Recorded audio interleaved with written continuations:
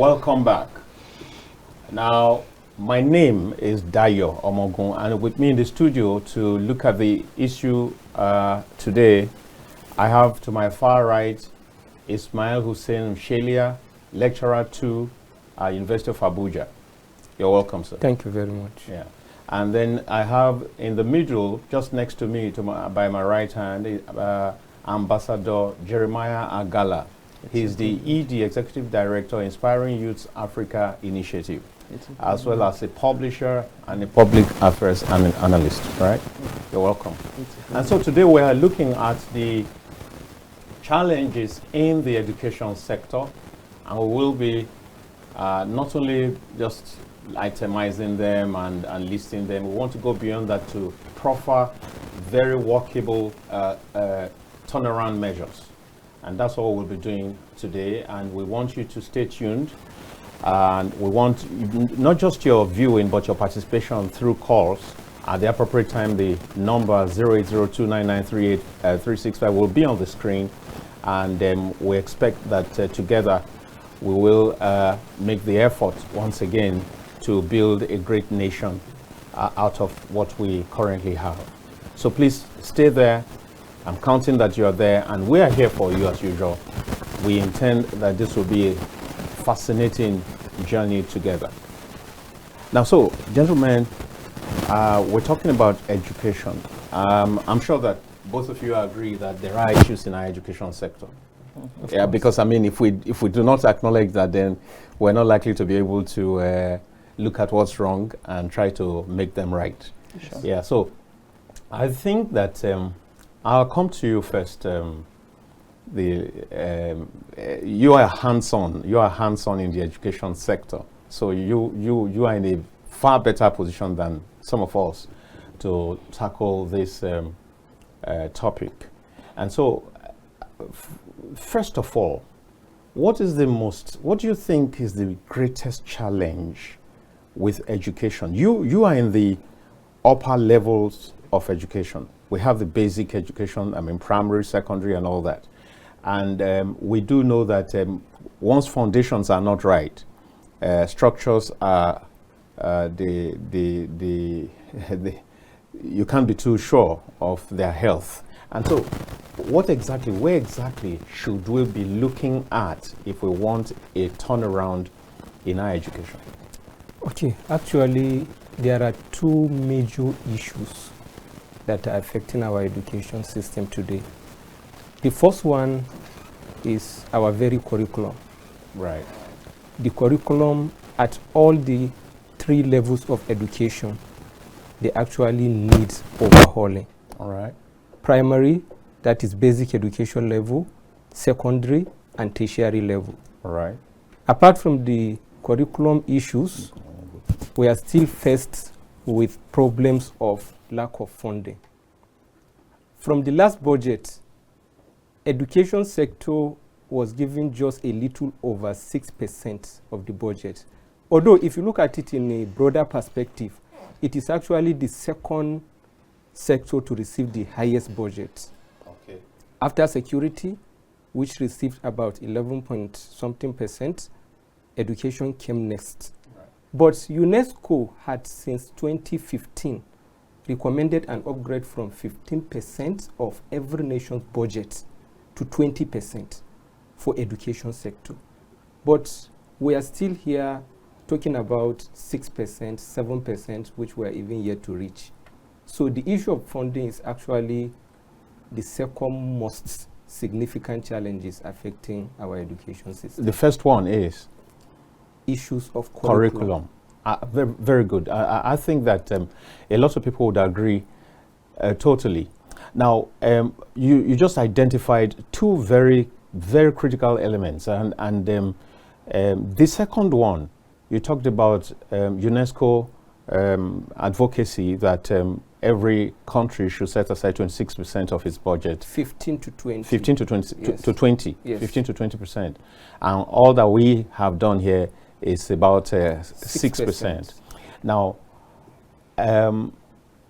the issue will be, first of all, because I'm still coming back to you, okay, is that if don't you think that if we have value for the 6%, if we have real value for the 6% that has been made available, don't you think that things will definitely be better than where we are, if indeed the 60% is deployed for what it is meant?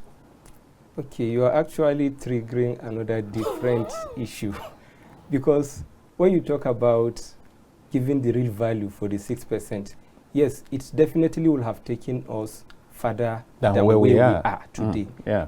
But the fact is that it is not enough. I agree. Yes, but actually, if it is used for what it is supposed to be used for, will have been far better than how we are where today. we are. Because you see, before you can encourage, Ambassador, before you can talk of increasing, I mean, that's what private organizations do. How well did you utilize what you got in the previous dispensation, in the previous comparative year?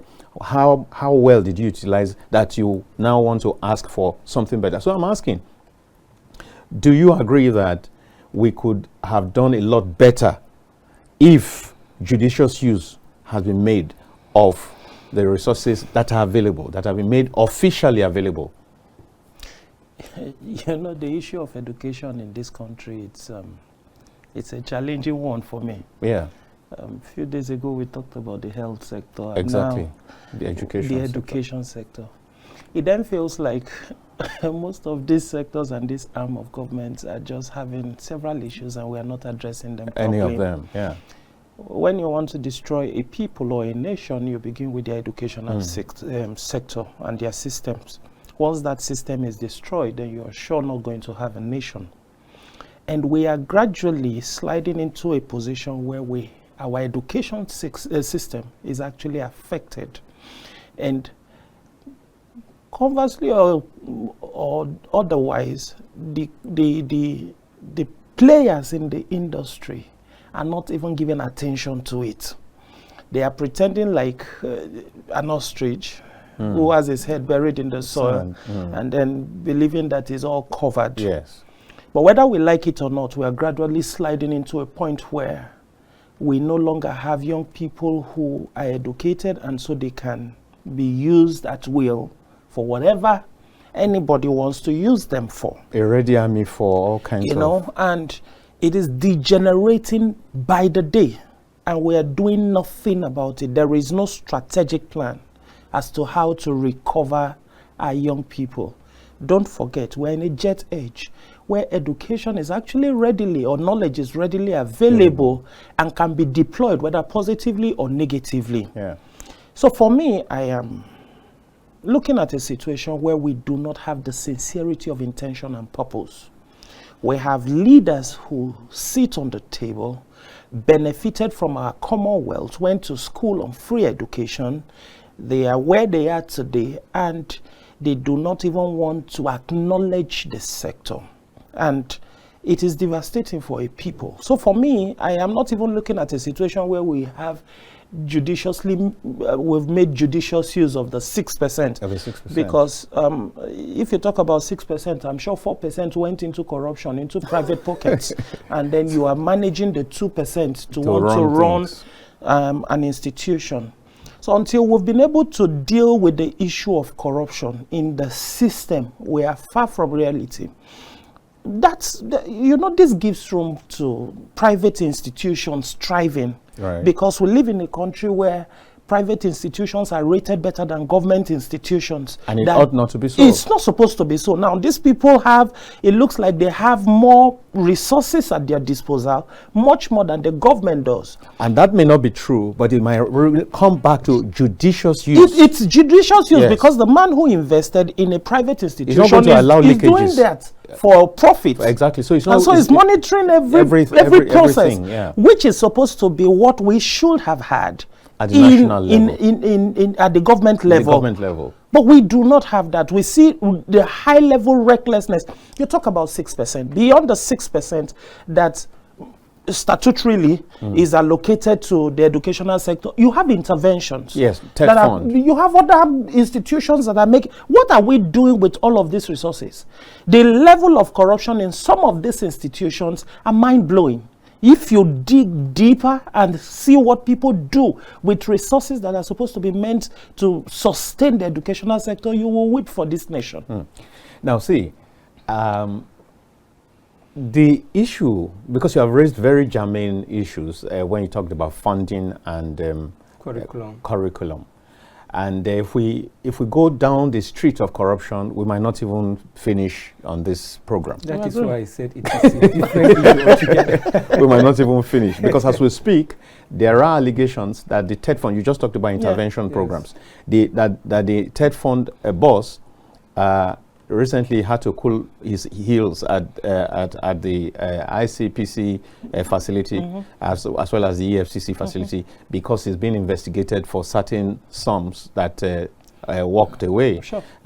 Maybe swallowed by a snake somewhere or something. So these are very serious, very gargantuan issues, and I'm sure that's why you are a bit shy of going that way. But the truth is that we cannot truly really shy away from it, because if you're going to demand for 20%, then the first question has to be, let's see what you have done with 6%. I mean, that's also the story of the servant, of the faithful steward in the Bible. What have you done with what you have? So now we need to interrogate, and as I say that, we need to interrogate. I'm talking about everyone in the nation, not just media, because many times everything is left to the media. But what are parents doing? I think that even though it's difficult, but people who work within the system also have to be able to interrogate some of these things. And I understand that there are challenges with that, because there can be all kinds of repercussions. But at the same time, so this is a very, very serious matter. Now, quickly, let's also talk about the curriculum. I think that by now, the curriculum should be totally different from what we currently run. I read a report recently that said that there are several courses that have become irrelevant. Listed a lot of, I think, psychology, I think philosophy, I think sociology, I think I saw botany, I saw a whole lot of such courses that they no longer are relevant in today's world, because a lot of including I think I saw law, including as much as we rate law profession and all that, including law, and to some extent even medicine, the way it's going, because you can access information on a lot of things, except that there will still be the need for a professional to at least to confer with a professional when it comes to medicine and all that. Now, so what should we be doing right now? Because from that report, there was this need to shift from all of these other courses to everything related to ICT, to and all that, and that way. So, what do you think should be done in our country to the curriculum? Because again, part of the problem that we have, which also extends to why there's the mad crave for Japa syndrome, is because people cannot find work to do. So what kind of curriculum should we be putting in place at a time like this? Okay, first of all, before answering that question, I have to say that I disagree with the report that has said some courses are irrelevant. Good. You have gone ahead to mention some of them: psychology, law, sociology, political science, and others. Yeah. Actually, I believe all the courses are relevant. Okay. Only that the way we teach some of them, we do not give the real value to the recipients of the education. That is one. Secondly, the recipients of the education also come with a different mindset. Just to pass the exam. Not to acquire the knowledge, only to pass the exam, acquire the certificate, and look for a job. Exactly. And that is why when we churn out this kind of graduates, they have no real value to society. Agreed. And that is why we see a lot of them who have read this kind of courses, and we feel the courses have become irrelevant. They cannot add any value. But actually, if you look at every course and you look at what they offer, you realize that there are needs for such courses, because the subject matters of these courses will not cease to be relevant to human needs. Take psychology, for example. Psychology looks at humans, how humans relate with others. Now, there is no any organization or any society that can survive without the interrelationship between one man and another. So psychology will forever be relevant. Same with law. There will definitely be conflict. Sure. And we cannot go back to the ancient days where the criminal justice system was concentrated in the hands of the elites, of the ruling class. No, we cannot go back to that. Yeah, we can. Since the emergence of classical school in the 18th century, the criminal justice system emerged. And then legal institution came out of the political institution. Right. It will forever continue to be so because of the sophistication of the modern society. And so law profession will also continue to be relevant. That is about that. So all the courses are relevant. But like I have said earlier, there are problems with the contents of the curriculum. That is one. Secondly, there are problems with how we give out the knowledge, the delivery process. And thirdly, there is problem with the attitude of the learners. The learners themselves. Now, coming to what I think should be done. First of all, we need to overhaul the curriculum. That is one. The curriculum at basic level, secondary, and tertiary.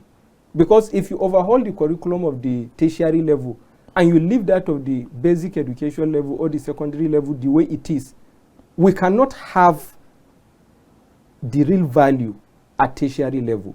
We all know that you cannot build without foundation. So the whole of the curriculum has to be overhauled. That is the first thing to be done.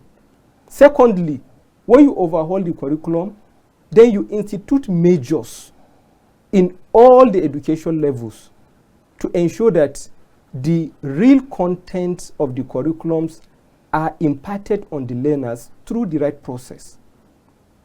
Not that we have one thing and then another thing is imparted on the learners. So measures to ensure this is done also needs to be put in place. Then thirdly, which for now I would say is the last point I should advocate, we need to reorient our learners. Because the general attitude in the country today is go to school, finish, get the certificate, and get a job. But this mode of thinking is outdated, and we need to reorient our learners. I think all of us are familiar with the popular phrase among teenagers, education is a scam. Yeah. It is because of the attitude they have towards education. They believe that education is just go to school, finish, acquire certificate, and get a job. But now they have seen a lot of graduates who have no jobs. So and that frustration is beginning to set in. There is frustration, and they feel what is now the essence of the education. Others have not even gone to the school, and they are well-to-do. So they are now saying education is a scam because their whole mentality about education is just finish it, get the certificate, and get job. As a meal ticket, that's all. Yes, as a meal ticket. So we really need to reorient. It's not about refining the person. It's not about enlarging the capacity, mind capacity. That is not what they think about. You know, you talk about enlargement. Education is meant to impart on 3 of your domains. You have your soul, your mind. It is meant to develop it. Exactly. You have your brain. It is supposed to develop it. The way you think should be different from the way another person doesn't think.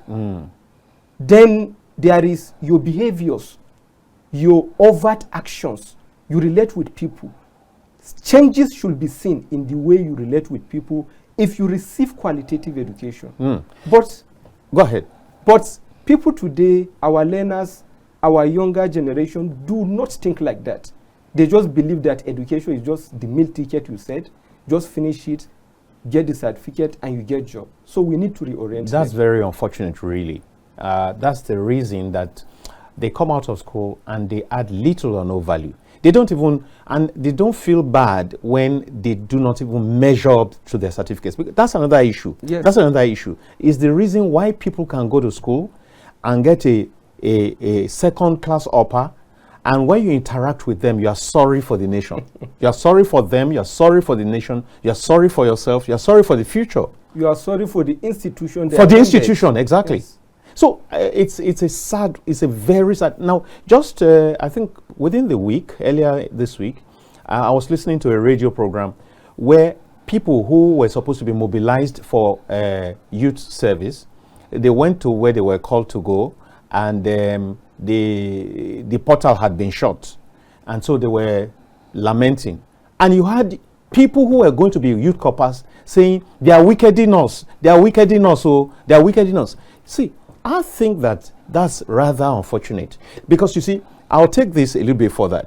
Just 2 days ago, during Matters Arising, we're talking about the exchange, the very bitter exchange between Adams Oshiomhole and Obaseki's wife, and it all also went to the APC candidate, who the media has,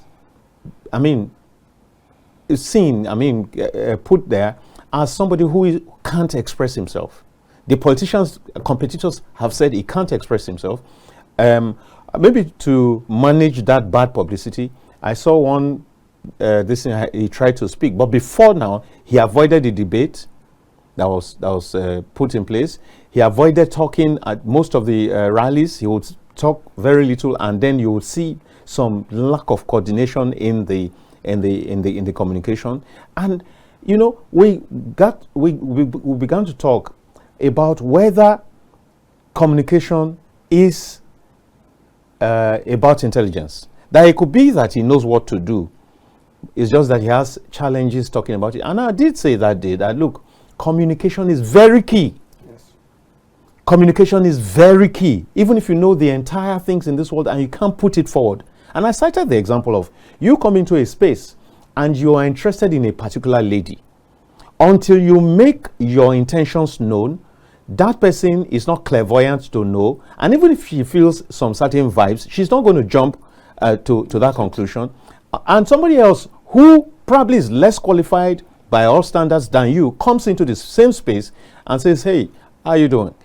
I'd like us to get on a journey together. And then before you know it, the woman looks at, this guy has been here, he probably doesn't even like me. Maybe I'm the one being too expectant. And then he goes with the other party. So communication is super important. And this is not about highfalutin language. Nobody's saying, come and speak like Patrick Obayagbo. No. But at least you must be able to express yourselves. So when you produce graduates who are supposedly have come through primary school, basic school, have come through secondary school, and have spent 4 years in the university, and then they cannot string words together properly, I think that's a disaster. So I think that these are some of the things that we need, because very soon I'll be asking about whether you equate. I don't know whether we should go to that now, but look, do you equate certification with intelligence? Okay, you've asked so many things, or you've gone through so many things. No, so let me within the space of time. Let me try to play around a few things you have mentioned. Number one, he made mention of the fact that we should work on the curriculum. Yeah, which is very correct. One of the things we should do as a nation is to sit down and find out what is relevant to our nation in the now. Yeah, right now. And in the near future. Beyond competing with nations who we can never catch up with. Mm-hmm. Because what we are doing is, what is studied in school, is it marketable to the international community? We are in need in Nigeria. What are our needs? What are our needs? The curriculum should sit address, back and do a SWOT analysis. Let's sit down. Let's ask ourselves what is relevant to us now. Let's not come to English language, because English language is not our mother's I agree. But Chinese. No. Chinese do not use the English language. Yes, but Chinese have a... They are productive. They have But, sir, one language. We don't have a general language. Not promoting our indigenous languages. Even then, if you allow me, land, no. See, you would. It gets more interesting. Yes. Listen, somebody, a guest, I mean, one of the journalists who was on that same show I referred to a while ago, said there was nothing wrong with that candidate if he had chosen to speak in Pidgin English. And that's correct. Because he could connect, that's Edo State, he could connect using Pidgin English. In fact, it would be novel. People would look at it and say, wow, you know, my people, now what I plan to do for Onabidiso, I not can speak grammar. He could even win so much affection from that. Because communication is about understanding. Exactly. The people understanding me, I agree with you. But the point must be made that our lingua franca for today is English language. And if you have used that language because we made it so. And if it has always been like that, and we insist it should continue like that. No, it doesn't have to continue like that. Then we are not going to be productive as a nation. Continue like that. So what we are saying Agala, is... what I'm saying is this. What I'm saying is this. Can we at least say that if you have spoken a language, if you have studied in a language, using a language, if you have read in a language, if you have communicated in a language for 20 years of your life, I think that you should have some level of expertise of that language. The person who said they are wicked in us, didn't you understand what she was talking about? No, I didn't understand. Okay. What it meant. Maybe I would explain it to you because I understood please, it. okay. Do you understand for 20 years? Maybe after this show. What she understood by being under a certain level of influence that is not pleasant to her is that they are wicked in them. Okay. So you understood what she says. But what I'm saying in essence is, it's high time we sit down as a nation and ask ourselves, what do we really need in the now? Yeah. We are hungry. How does psychology help us as a nation? We're impoverished. Security is a challenge. The nation we live in, no production. And all we study is somebody goes to school to study English. To become what? A teacher? Yes, a teacher. To teach who? Everybody. Somebody who is hungry and wouldn't survive the next moment. So what I'm saying is, whilst I agree with you that these courses, there's no bad course to study, I am thinking as a nation we should sit down and find out what is relevant to us in the now. And work our curriculum, like he has said, around it first. So be self-sufficient before you begin exporting. Are we not the ones talking about doctors who we train here? And they are leaving the country for other nations. So obviously this is a training ground for people to be exported. This is a training ground where we have good professors in different fields. And because they are professors, they do not want to work in the agri field, in the farms. So they are leaving the country to go teach in other institutions. So private institutions take them. So we have our farms left without people who should go to the farm.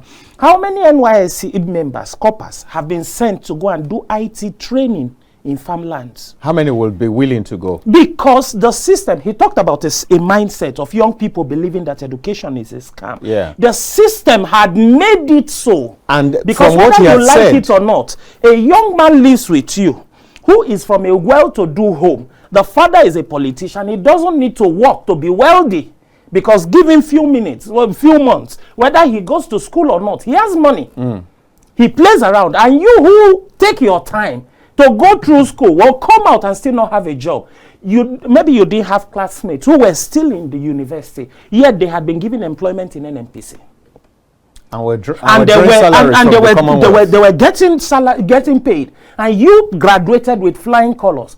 And there was a time they had an interview somewhere in Abuja here. And then the people came for the interview. And those who didn't have 2-1 were being flogged out of the interview center. They used whip to flog them out.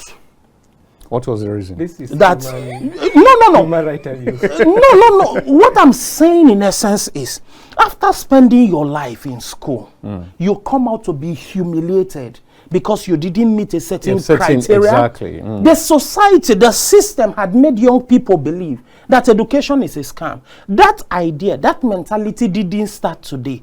It started when we began to see systems not giving you what is due to you. I don't know if you get it. It started when we had systems where you go to apply for a job and you are qualified, but because you didn't know somebody in that institution, Agreed. Yeah. you were not given the job. I think also, because you have just put forward a very strong point that our curriculum should be needs-based. Sure. Now, I also think that our curriculum should be targeted towards making people acquire skills that they can deploy for their own self-survival. In essence, that is what I am driving out when I said we should look at what is relevant to us in the now. Yeah, that's I'm the not point. thinking of who spoke the right English or who didn't speak English. No. Sir, if I can communicate to you in the farm using Hausa and become productive. No, don't make that the center of the No, I'm not. Because as much as I agree with you, I have had people tell me that going to school to study English is a waste of time. Okay, let me put this forward. Let me put this forward, Ambassador. Yes, please. Okay, it's not. Okay, let's forget about speaking grammar. I mean, what value is it that you have managed to send a child through school and cannot fill a form? Now we're not speaking grammar, but form, name, phone number, reference, this thing, experience. There are several of them who can fill this form. Have you tried speaking in the dialect that person understands and the person didn't mention his name?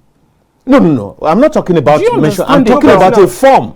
I'm talking about a form. If a person acquires qualification, yes, he is supposed to major up to a particular standard. That's the point. Filling a form should be something every graduate, every secondary school child should be able to fill a form. And somebody goes through school and is unable to fill a form. So let's go back to the basics and understand that there are certain people who may not have your understanding of English, but they are good carpenters. I agree. We all agree about that. They may not necessarily be able to fill your form, but give them things to do with their hands. What I'm saying here, we should not justify such a lapse. No. It's not a lapse. The question I'll ask you now is, if a person is not able to fill a form, it means he has no understanding of basic English. How was the person able How did he go through the secondary school and all that? We're missing it up. No, we're not. The point is, I'm not talking about whether you're a graduate or not. We talked about overhauling a curriculum. Yeah, that's correct. At all levels now. Abi? So there is a basic level. So if, for instance, I began from the basic school, and unfortunately, I discovered that going through school, let me say this, using personal experience. Yes. I'm not passionate about going to school. I've seen a lot of people. That's different from somebody who I see not willing to do anything, but all her life, she wants to study. She's got 3 masters and she's still ready to do more. I've met people like that. That's different from me, who wants to be creative. I want to use my hand. Good. Tell me what works, and I will want to play around it. So what I'm saying is, in overhauling our curriculum, let's find out. The curriculum should be able to sieve people. This guy can play around skills much more than he can play around this. That's where I'm going to. So from the basics, you know that this person, sending this person to university is a waste of time and resources. Let's push this one to go and learn carpenter, and he will come out a success. That comes back again to the society. Abi? That comes to societal perception. Time sending the person to school. Even in the university, there are courses that can absorb such people. There are courses that are supposed to be practical based. Yes. There are courses that are supposed to teach you carpentry, welding, mechanic, and all of that. Yeah, there are some people who go through those courses and will not see any of those mentions of welding in the institution. We'll get to that. We'll get to that. No, we'll get to that. We'll get to that. Now, I think that I knew that this was going to be very, very much like this. Now, I think that no matter what it is, you, for example, just said that you're not very passionate about studying. But do you understand, do you agree that your ability to express yourself lucidly is a very big edge wherever you go to. Agreed. That's the point. Because our system That's has the point. made it so. No, so no. it now feels like somebody who didn't go to school does not have an edge. No, no. See, When there are we will certain get things to- the person can do and I cannot do. Exactly, we do know that. But we're saying if somebody has now chosen to go through the institutions, Okay. there is a modicum, there is a base. Sure. That If the should- person has chosen to go through, I agree with you That's completely. it. That's it. I agree with you completely. If If the I'm- person has chosen to go through, Then but there are then certain it then means that expectations. we should have this overhauling of this curriculum in such a way that you would accommodate everybody, whether the one who chose to go through or the one who chose to. I think it was Obasanjo also that came up with the basic education system, where you have from primary 1 to GSS 3. And First then 9 years. the first 9 years. It's a global standard. At that good, and at that point you can decide what next What to they do honors. with it. So at that level the person can learn basic English. At that level the person can learn basic communication skills. Exactly. Do you understand? Yeah. But what have we done with that system?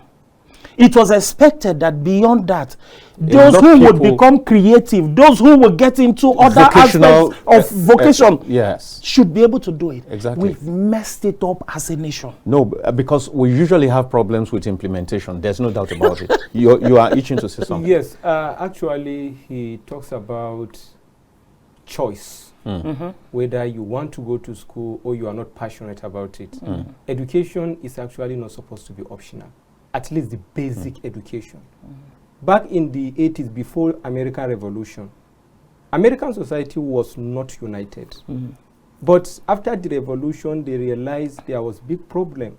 A lot of ethnic groups, a lot of races, they were having problems. They were not working for the nation, and the nation was disintegrating. So Thomas Jefferson and co. came up with the issue of universal education. And since then, it has gained traction in the whole of the world. In today's world, if you look at the Millennium Development Goals, which is succeeded by the Sustainable Development Goals, education is compulsory, at least the basic education. Because no matter how intelligent you are, no matter how brilliant you are, education is supposed to guide you and to help you harness your potentials. Yeah. Now, when you go to basic education, which I believe should be compulsory and free, And free. based on the universal basic education principle. When you go to the basic education level, you are supposed to be exposed to 3 things. And that is where we are getting it wrong today. You are supposed to be exposed to programs of studies, programs of activities, and programs of guidance. It is not all about teaching English, mathematics, and what have you. These are programs of studies. If we overhaul the curriculum to be teaching the right thing, that is just one thing, and it is not enough. We are supposed to do another thing, which is program of activities. Schools are supposed to come up with practical activities to be able to identify the potentials of different learners, because like you rightly said, we have different capabilities. Yeah, that's correct. At a very young age, a child can be very passionate about music. One can be passionate about sports and what have you. So whatever you see a child passionate about, teachers are supposed to be their guides. They are supposed to find them through all the activities in schools. That is why sport activities, club activities, and all of that are supposed to be integrated into all basic education level. But today you will find out that there are some primary schools, especially private schools, unfortunately, have no playground for children. Have no space. They have no space for children. It is all about learning. So the program of recreation, yes, it is zero in so many schools today, even public schools. You see some sports grounds in public schools, but they are not enough. Most of them are just football. Does that not speak about... I'm sorry. That, okay, I'm coming to the last point. Okay, good. Yes, the last point now is program of guidance. Teachers or what do you call them? Staff of basic education, because it is not just teachers. There are supposed to be psychologists, guidance and counseling psychologists. They are supposed to be guiding the students towards their right career path. They realize that you are very good at sports.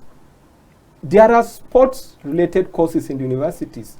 Or there are some sport academics in the country. I think we have some in Lagos and other places. So those staff are supposed to guide you through the right path so that you build your career along that aspect. But we're unfortunately not. Okay, before you come in, when I talked about choice, I wasn't talking about the choice at basic level. I'm talking about choice beyond the basic level. It is up to you to decide if you want to further your education or not. After the basic. But basic level. In fact, when we talk about overhauling curriculum, the point where it begins is at the basic level, which is what we've not gotten right. Once we get it right at that point, we won't have issues building up. That's why people will graduate from school, and then you hear them speak those kind of English because the foundation was bad. The lecturers in school are hungry, so they are willing to pass anybody. Just if you can play ball, because you're good to go. We're about to go there. Now, I was going to say the other time that is that not something to speak to inadequate policies and policing? Shouldn't there be a standard of what you can call a school? Because I see 2-room schools. I see what shouldn't pass for more than maybe a dispensary or whatever is called a school. Shouldn't there be such far-reaching policies that tell you this is the minimum space that you... Now, my secondary school was like a university of today, because we had lawn tennis court, we had a standard football field, we had a volleyball pitch, we had a table tennis. I already talked about lawn tennis court, Abi. And we had all that. That's 4 games or so already. We had a dispensary. We had all the 3 laboratories, physics, biology, and chemistry, and there was an agricultural science lab also. Then we had a farm. And but today you find that what we refer to as a principal's block in those days is a complete school today in many places. The principal's block. The principal's office, the vice principal's office, then the library was part of that block, and then the bossa and then one other staff also. That was the principal's block. Today there are schools that are smaller than that. Why should it be allowed? You know when we talk about corruption isn't about the giving bribe and taking bribe alone. It's a holistic thing. Yeah, I agree with you. Let me give you an instance. I met a friend of mine who is a senior lecturer. And so when he was done with his tenure as the librarian of the institution, at some point they needed to do an accreditation for a particular department which was tied to his unit. And the guys who were sent to come for the accreditation noticed that there were lapses in that unit. And then when they came, because he's a senior colleague and all that, they needed to cut corners just to allow for accreditation, because our senior colleague is in this department. So it would be wrong that our senior colleague is here and then we didn't accredit the unit. What do you call that? Corruption, of course. No, maybe excellence or... But that is not... Do you understand? Yes. So, why you see some small rooms is because they may not have given money to get approval. But because they know somebody who knows somebody, or they have longer legs, there will still be people who will not get approval. But there will be people who will get approval because of who they know, or where they are coming from, or the names that are behind them. Very sad. So the corruption level we are talking about, it's not just about money. It's a holistic thing. Let's get into corruption, particularly in higher institutions.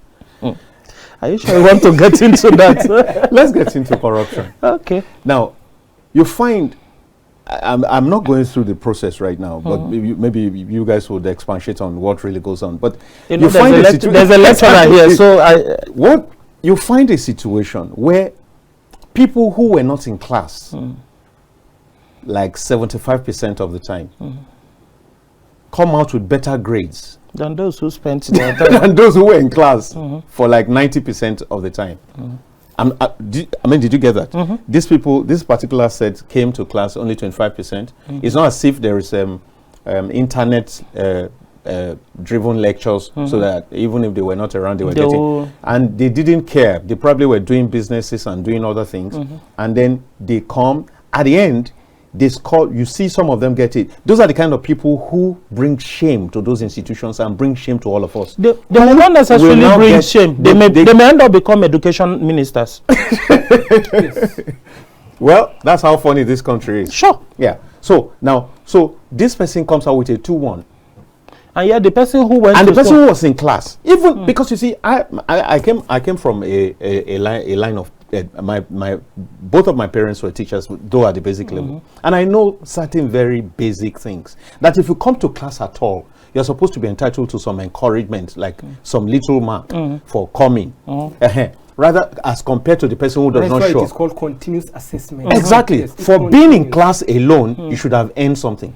So how come somebody who was not in class does not only passes better than the person who was in class? Before he responds, let me give you a scenario that happened. A lecturer friend of mine was giving me a gist, and then he needed to have an assessment for his student. So he called the class rep, give me a date that will be convenient for everybody to have the assessment. And then they were waiting for him, the class rep, to come back with a report. When the guy came back, guess what he told the lecturer? He said the students have met and they've decided that he should just tell them how much he wants, and then he will give them their marks. Okay. They don't need the assessment. So he should just tell them how much he wants. It's the tail that is wagging the dog now. That's one. I was at one of the institutions in the south, and then this lecturer had invigilated a class, and she came out and she noticed that her tires were down, and she's like, they should go get her the organizer. So while she was waiting, some students stood across and were watching the fact that she was stranded. And so they called their class rep, and he came and he said, go and tell her, if she's going to give us this particular grade, we will change her car. Tires. They will change the car. It was a deal. So she looked at the class rep and said, go back and tell them I prefer the old car I'm using.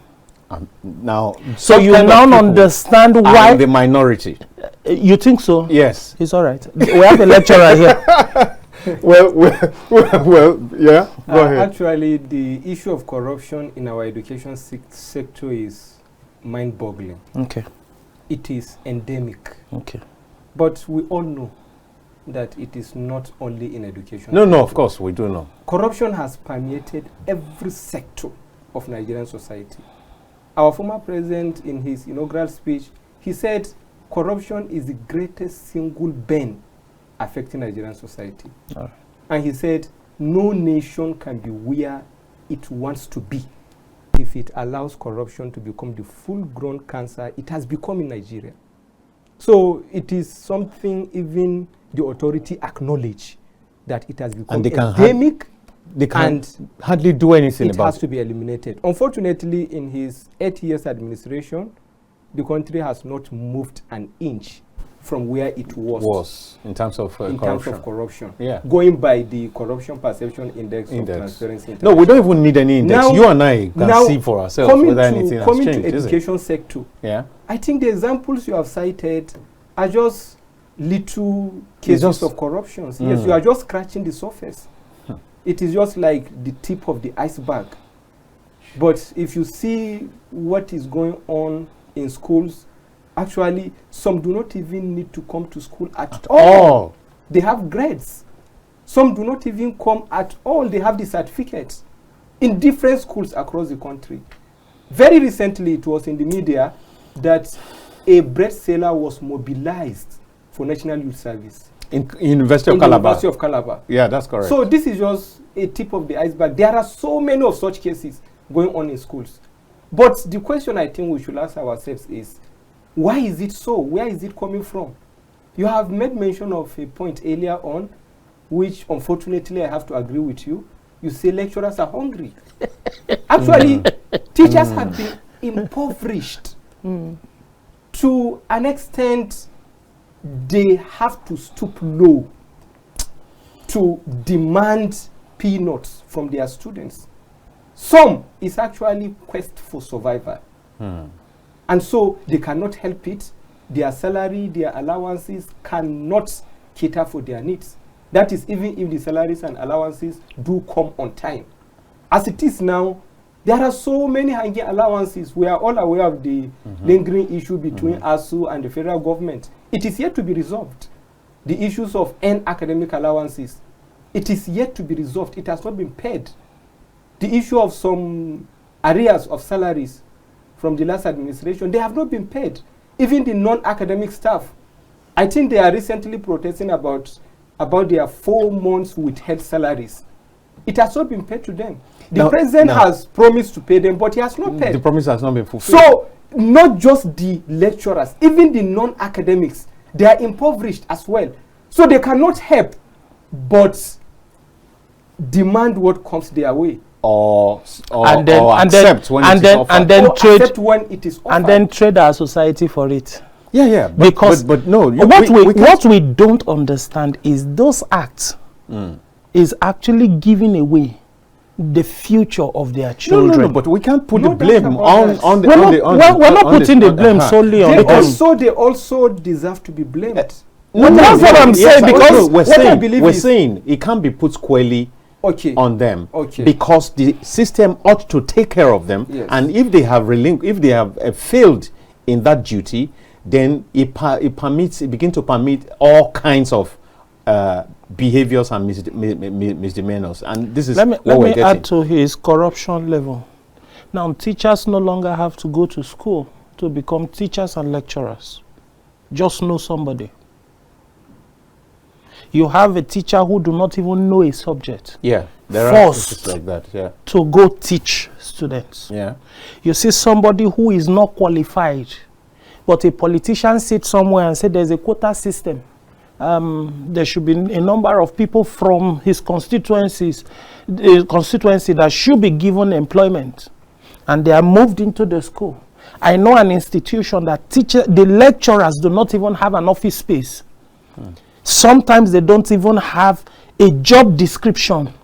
So they are just in the institution from morning to evening, wait for payday, collect their salaries, and go. So why won't lecturers, because they are idle, sleep with young girls? So why won't lecturers, because they have no jobs to do, pick money from students, make handouts and all that? It's a whole, I don't know. Collect money from students to give them illegal admissions. It's an intricate web of problems all over. Now, let's just move ahead quickly and look at these incessant strikes, because we're trying to, as much as possible within the short time, what should we do about these issues that we have brought up? You talked about revamping the curricula and then funding it, and all that. Let's move a little bit. One of the things that has been a major problem for higher institutions is the incessant strikes by ASU, by all those bodies. And I sat back while getting prepared for this, and it occurred to me that the effect is so collateral, is so terrible on parents and students. And I began to think, why can't we have a policy that every time you go on strike, because it's the dislocation or distortion of the calendar has a telling effect on the lives and destinies of people. Now, why can't we have a system where if you go on strike for 2 months, then what you do, because we have had sessions entirely lost, why can't it be possible to refund students some of their school fees, for example? some of their charges. Because if somebody, if somebody has paid rates for dormitory, he was supposed to enjoy. He probably has paid for electricity. He probably has paid for water and security or whatever they pay for, and then he does not enjoy it for 2 months, for 3 months, and then school comes, and then what he has paid is forfeited. I think it's too much for parents and students to bear. That's one. Two, there are basic infrastructure that should be in schools. I don't know whether you have noticed where, men, by the physiognomy, by the physical attributes of men, maybe it's a little bit easier. But you find women having to go to bush thickets to ease themselves in higher institutions that are supposed to train them and give them a certain level of a vista of how to live well in a modern society. Women have to look for I think that even workers should raise these things as seriously as these matters demand. Well, actually, the schools are actually having their own faults. We don't heap all the blames on the government. On government or the people, yes, because schools are also supposed to. How much does it cost to put a toilet together? Most of our schools today, unfortunately, most of our higher institutions are not productive. They only rely on what they get from the government. No, but I see universities with that big bread, that have hotel facilities, that do sachet water, that have laboratory, investigative laboratory centers, and so on and so forth. Yeah. Yes, universities are have farms. Universities are supposed to be able to manufacture and invent a lot of things. Yeah. Beyond these basic things you mentioned, universities are having engineering faculties. They are having engineering courses, agricultural courses, medical courses, and whatever. So they are supposed to be innovative ground for the whole of the society. That is how universities are in other parts of the world. But unfortunately, in this part of the world, our universities are not productive. They are not generating enough IGR to be able to take care of their internal needs without necessarily relying on the government. You made mention of refunding student school fees if school is on strike. But I think the policy is when school is on strike and the strike is called off, the session continues from where it stopped. But services that have been, that same way, it's recovered. It is just that the calendar will be paused. When they come back, it continues from where it stopped. So I think they will still be given the value for what they have paid. But we have had cases in recent times where they were jammed up, where sessions were jammed up. I'm sure you know. That was because of the pressure of the students and their parents. They felt the time of their students have been wasted. So they should just and they want to graduate because they have other things to meet up with. So because of the pressure, some of the schools felt, let us fast track our calendar to be able to meet up with their demands. All right. Dear viewers, we invite you to be a part of this discussion.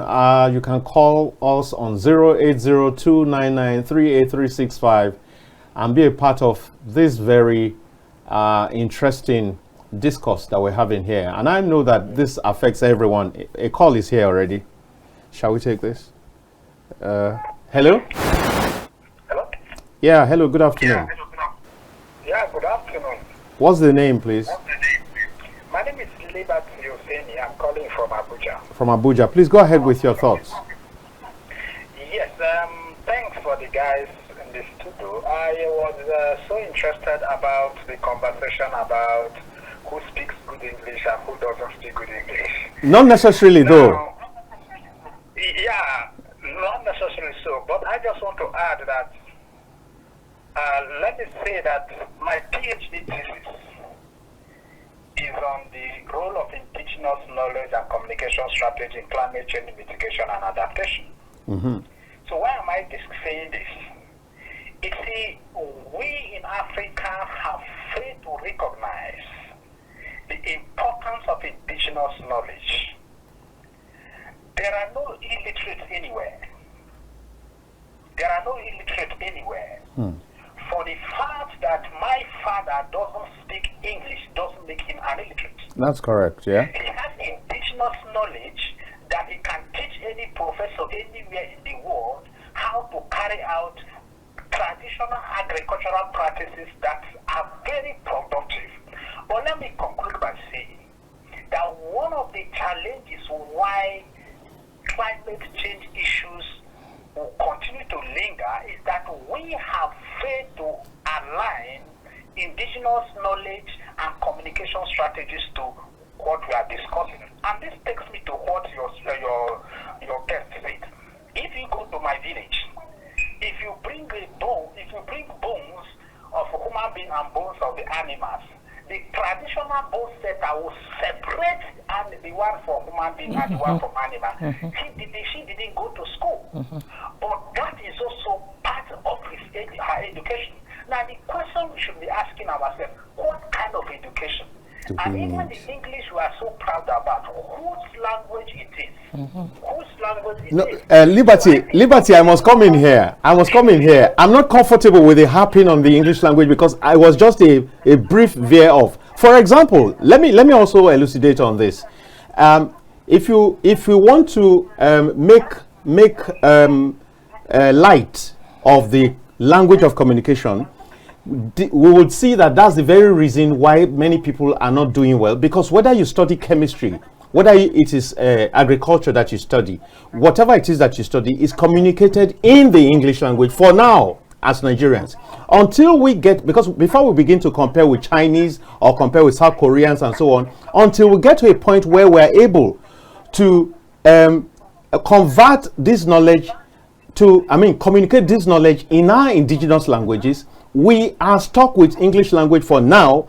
And I believe, nobody listening to you right now can question the authority with which you speak. And you were able to do a PhD because you are communicating in English language. You will never be able to present a PhD thesis in this country, for example, writing in Auchi language or whatever is the language. So the point remains, yeah.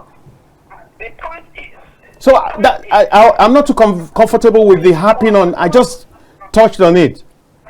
No, hold on. Let me conclude by saying the point is the education we're talking about. Yes. I need to also study the role of indigenous language in education. Yeah. So the education we are talking about is not about the foreign adoption of ethnicity. Exactly.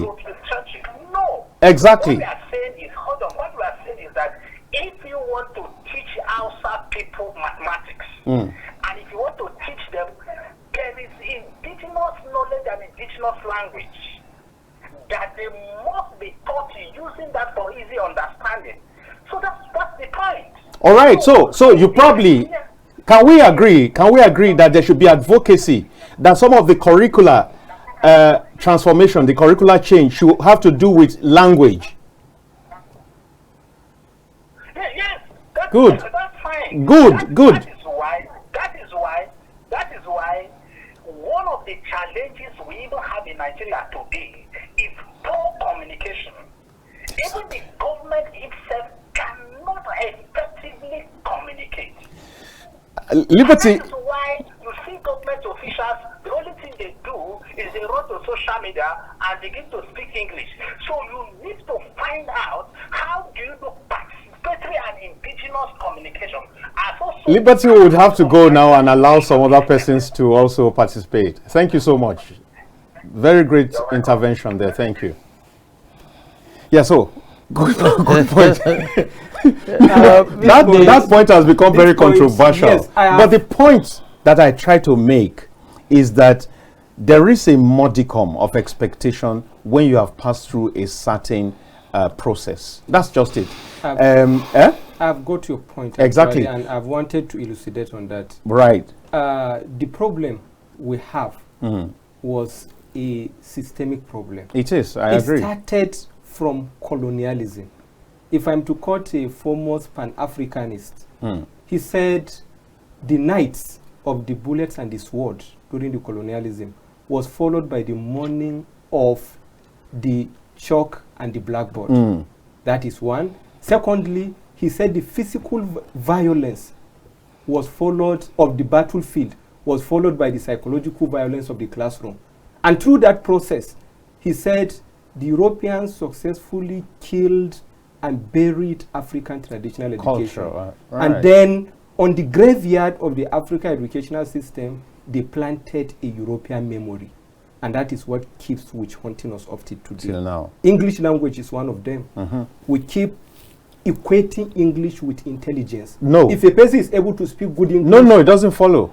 I hope that's not the understanding. No, not from your point. Oh, not from your point. Okay. I'm just saying that is how the Europeans have successfully that's what's out there in many cases. Brains. Yes, that's but what's then there. the point we are making actually was, for now, yes, this English is our exactly lingua franca. So, and we are training our learners for good at least 9 years. exactly. So how To would be you able not to be able speak to good English. articulate your And thoughts then in that you language? go through education for 16 years and you are not able to That's speak just basic my English. because Actually, it's a window into so many Yes. other shortcomings, Yes, actually it into is. other Yes, weaknesses. we can advocate for the change of English. Curricular, we can advocate for the that's the promotion of our point. indigenous From what- languages. from his I'm intervention, an yeah. advocate of that. Yeah.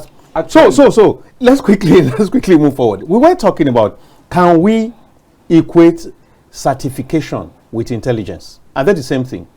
They are not. Of course, they are not. Good. So And we live in an era, age and time, where it is even more appropriate to look out for more people who are intelligent than looking out for people who are certified.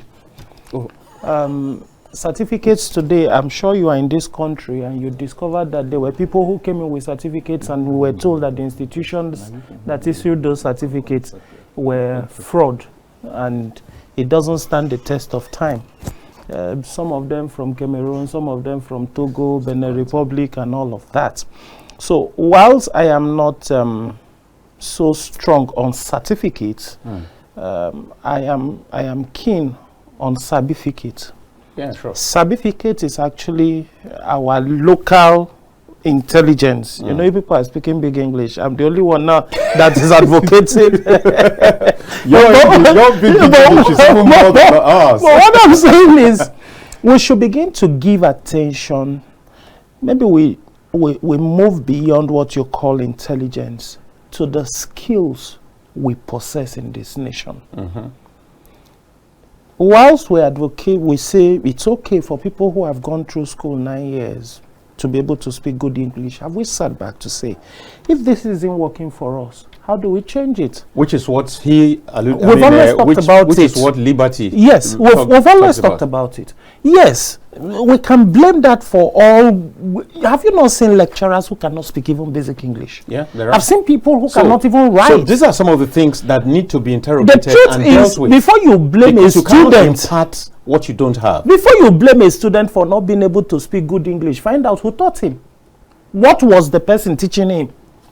So now you're coming back to It still goes back down to the. No, we all agree that is a systemic it's thing. a systemic, exactly. So if we must flush it out, for instance, rather than look at the educational sector and deal with the issues on ground, we are dealing with issues of whether 18 years should go into university or 18 years. Because we don't have the time. Let's quickly take it from there. Do you understand? I was talking to somebody. Immediately stop. Yes. Let's take it from there. I was talking to somebody this morning who said they went for a visit.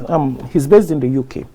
And whilst in the UK, he met somebody who is just about 32 years or thereabout, either 32 or 40, around that age. Yeah. And then asked the person, how long have you been on this job? The person said 20 years. So from age 12. About 12 or 18. The person has been on the job, learning, and then you just graduated from school 2 years ago, and you want to go compete with somebody. So why would you now tell me that at 18 years, somebody cannot go into the institution when you've had graduates who had finished their school at 21? Do you understand? So rather than give attention to what really matters, we are giving attention to frivolities, because some of them are products of this same system that were not properly put in place. So they come out and then they come out with policies that, well, just get ready. Let's take this. Okay. Hello? Hello, gentlemen of the press. Yeah, good afternoon. Good afternoon. What's the name and where are you calling from? Calling from Yobe State. And the name is? The name is Alaji Suleiman. Yeah, Alaji Suleiman, please, let's hear you. Gentlemen of the press, the problem of education in this country is that we don't have curriculum. One. Okay.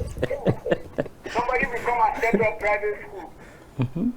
From no background, learning grammar, employ undergraduate, employ youth cover, learning grammar, no curriculum. What are you going to teach these children? So we have a lot of problem in education setup. Cheap labor is there. Set up a school, you don't want to employ good hands. You employ secondary school labor. What are they going to teach these children? Let us pay the back for our head. Thank you for staying. Thank you very much. Okay. Yes, go ahead. Okay. This is actually a funny which is a whole lot. Going back to your point of 18 years, 16 years, we need to look at the problem from where it emanated. It emanated from the labor market. There is pressure on age. Certain job adverts are placing age restriction. Yeah. You must not be over 25. Yes. You must not be up to 30 and what have you. Now, if you undergo through Nigerian educational system with the incessant strikes in public universities, you end up exceeding 30 years of age before you become a full-blown graduate. You've not gotten experience, so when you come into the labor market, you find out that you are already cut off from so many jobs you are very much qualified to do. And that is why parents are now taking precautions. At very young age, they will send their children to school, primary school. Before they even get to a primary 6, they ask them to write common entrance. They get to secondary school. In SS2, they enroll them in WAEC. While writing WAEC, they are now taking back certificate. I didn't do primary 6. While writing WAEC, they are already writing JAM. Yes. So we find out that today you see children of 15, 16 years in the university. And actually, university is supposed to be a ground where some mature minds are because of the sophistication of the setting. Right. But this particular problem of underage going to university, I believe it should not be something we prioritize at the moment. Right now. If we want to curtail it, we need to go back to the basis. We need to fix a lot of things. These age restrictions, the labor market and what have you, we need to face them, fix them. If we are able to do that, I bet you the issue will fizzle out by itself. I agree with you completely. So I think we need to get to that point. Even if you want to insist on enforcing it, I am of the opinion. I don't know. This is just a suggestion because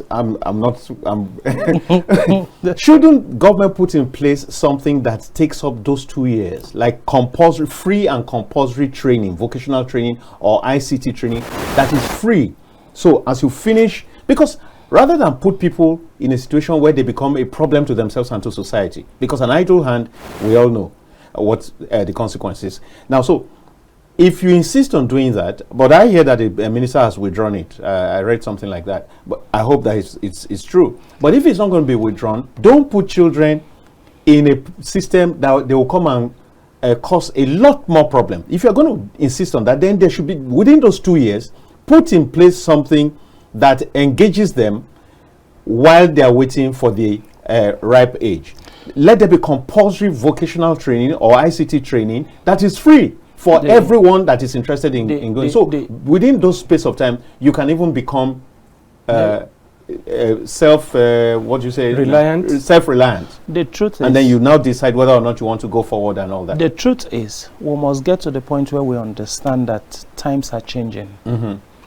There were years when a 15 years, 16 years getting to the university, you'll be scared. Some 15, 16 years are more smarter than some of us. They know their way around town much more than some of us can. So it's good if he has withdrawn it. But the truth about it is, if you have a smart child and you have capacity to send the guy or the lady to the higher institution, there should be no restrictions.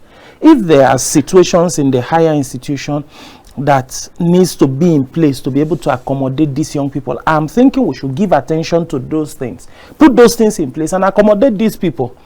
All the IT things they needed to have done through the years, they would have done it as part-time program. Right. They would have done. Some of these people are experienced. Some of these small children, it is even better to catch them young than giving them, by the time they get exposed to money, get exposed to doing ad hoc jobs, they wouldn't want to go to school anymore. And so you begin to have another problem on your hands where the concentration is on money, is on how to get rich quick. Yeah. So whilst they are at it, allow them go through with proper supervision and monitoring. Let these young people be guided and let them be out of school. Also, we should also have a system in place that do not cut off certain people from certain jobs. How do you tell me now that I'm very young and I come to apply in KAFTAN TV and you're now telling me because I'm not 25 or 30, you can't employ me? Yet I can do the job and qualify for the job. So at what age? When you might be looking for 5 years, 6 years experience. How do I get that? So you are cut off here, and then to complicate matters further, you find recently new policies that have been increasing retirement age from 60 to 65. You know, for teachers, I think in some other sectors too, to 65, which means the people who are already there will remain there. Want to sit tight. No vacancy is being created. Then the younger ones who are coming in, there is no way. The circle is just. I think we'll go on break briefly, and when we come back, it will be the home run, and there's so much to talk about. I agree. We may need to do this another time. Let's go on a break. And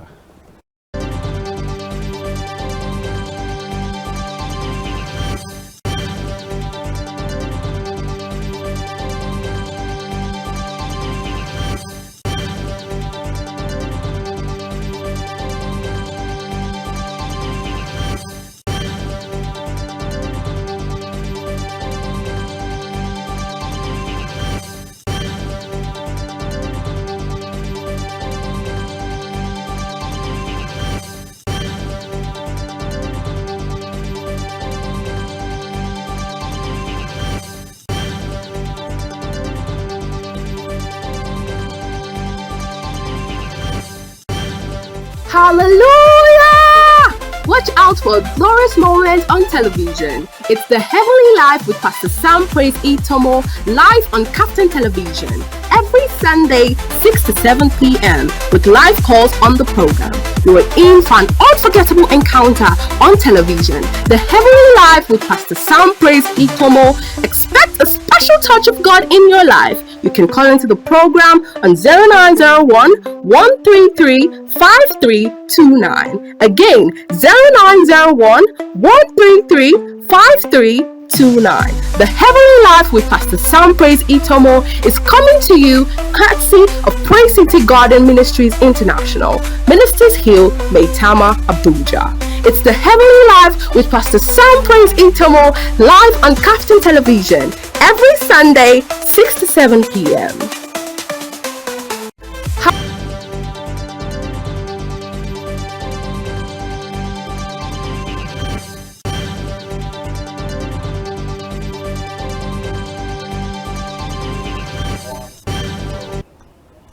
welcome back. We're still discussing the education sector and all the challenges and what my guests and the callers believe should be the way out. We have limited time right now, so we'll take maybe 1 or 2 callers and then we'll give our final lines. We'll quickly take this now. Hello? Hello? Yeah, good afternoon. Good afternoon. Yes, can you allow me just 30 seconds to contribute to that?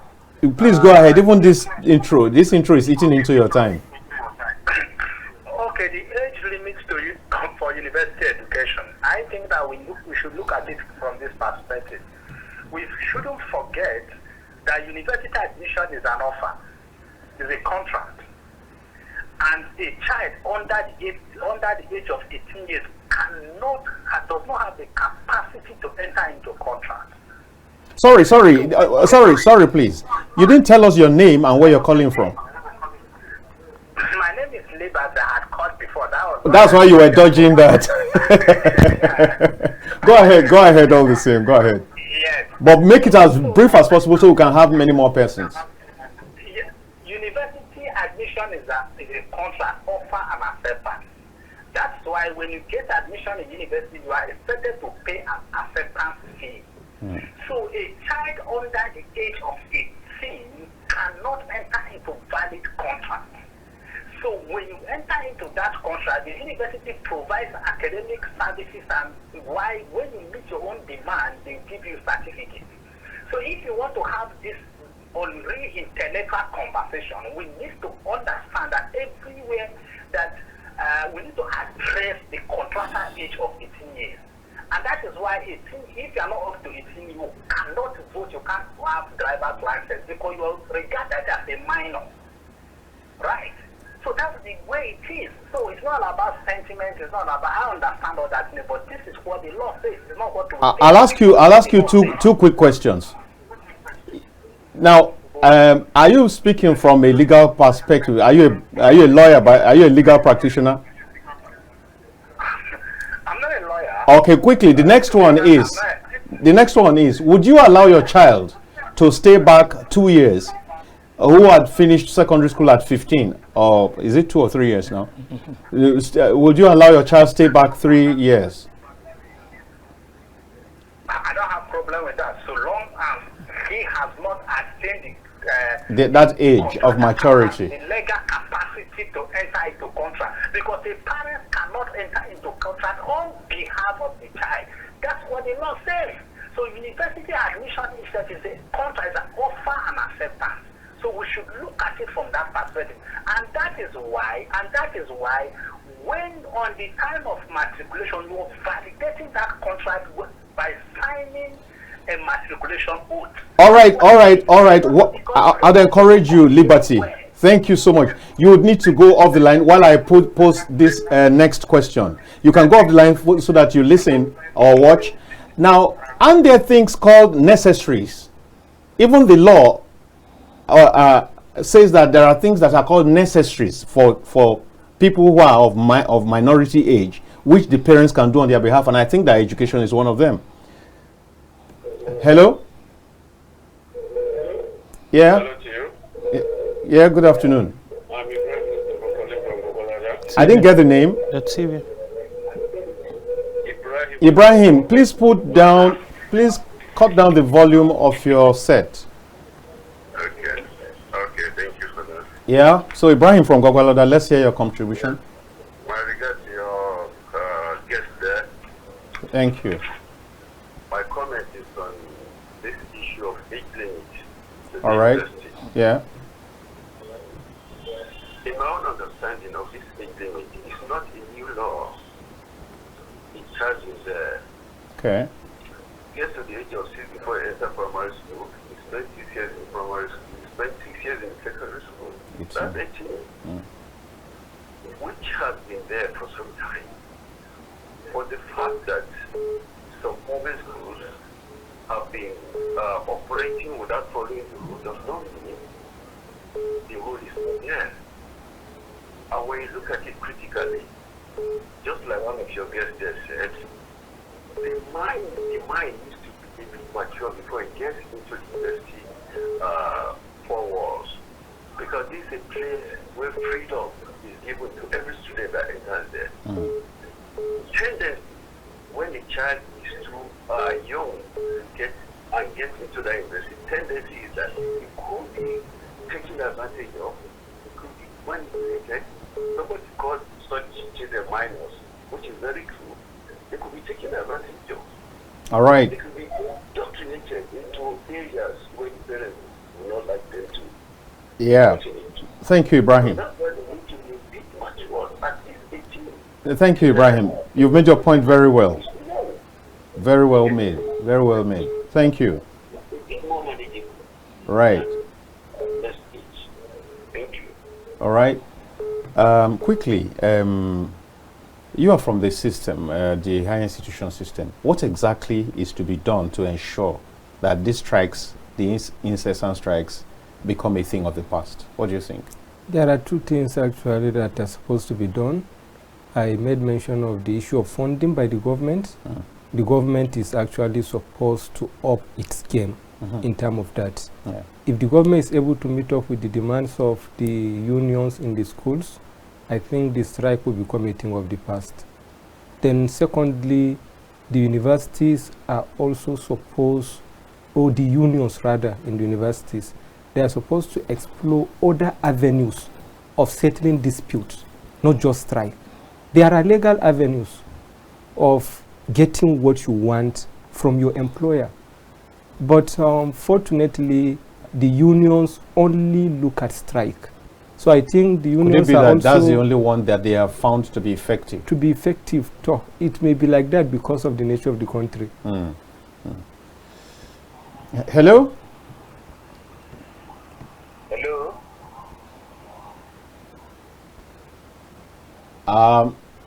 We are totally out of time right now. We can't take any further calls, and there's still so much that we can talk about. I think that very shortly again, we'll need you back in the studio to talk about some of these other aspects that we have been unable to cover this time around. So I must begin to say thank you for coming. The